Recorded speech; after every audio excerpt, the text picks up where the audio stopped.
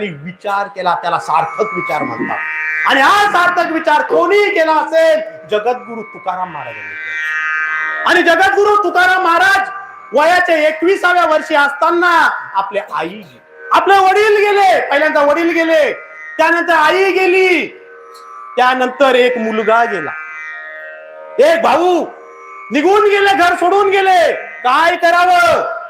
जगद्गुरु तुकाराम महाराजांचं जीवन चरित्र बघा।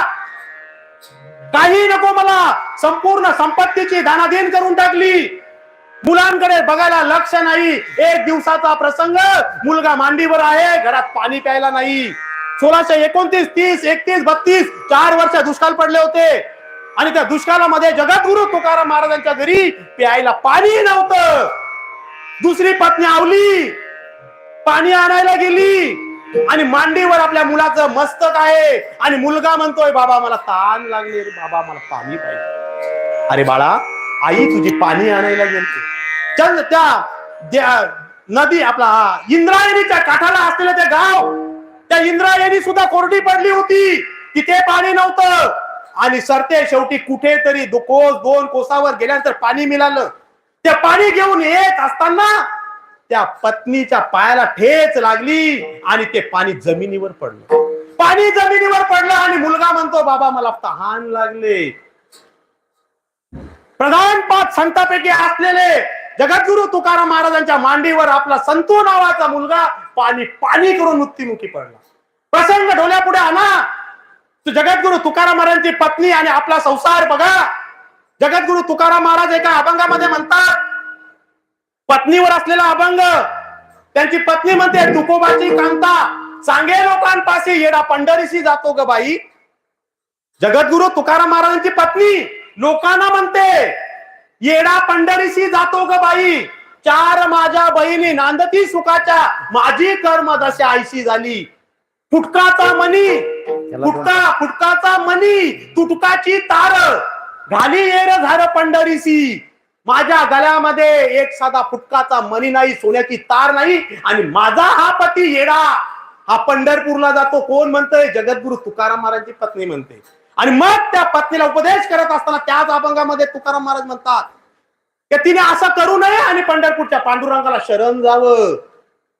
सांगायचं तात्पर्य, तिच्या समोर तिच्या संसाराची दानादिन झाली। घरामध्ये अन्नाचा दाना शिल्लक नाही, चुलीमध्ये हरली उगवल्या होत्या, म्हणजे गवत उगवलं होतं। काय उगवलं असेल? चुलीमध्ये कसं गवत उगवेल? अनेक दिवस ती चुलच पेटवलेली नव्हती, अवधी रात होती चुलीमध्ये, ती सुद्धा गोसाव्याला दिली।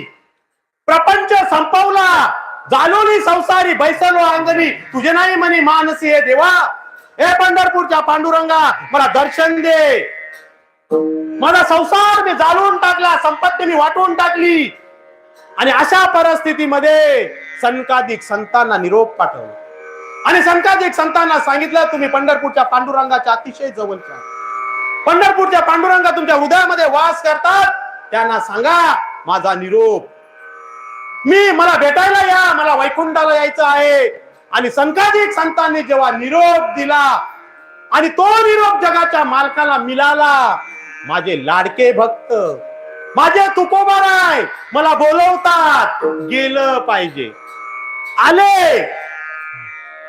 आले जगाचे मालक पंढरपूरचे पांडुरंग बालवेश धरून आले, जगद्गुरु तुकाराम महाराजांच्या घरी आले, बघितले, समोर उभं राहिले आणि तुकाराम महाराजांच्या मुखामधून शब्द बाहेर पडले, तुझ पाहता सामोरी दृष्टी न फिरे माघारी, माझे चित्त तुझ्या पाया मिठी पडली पंढरी राय।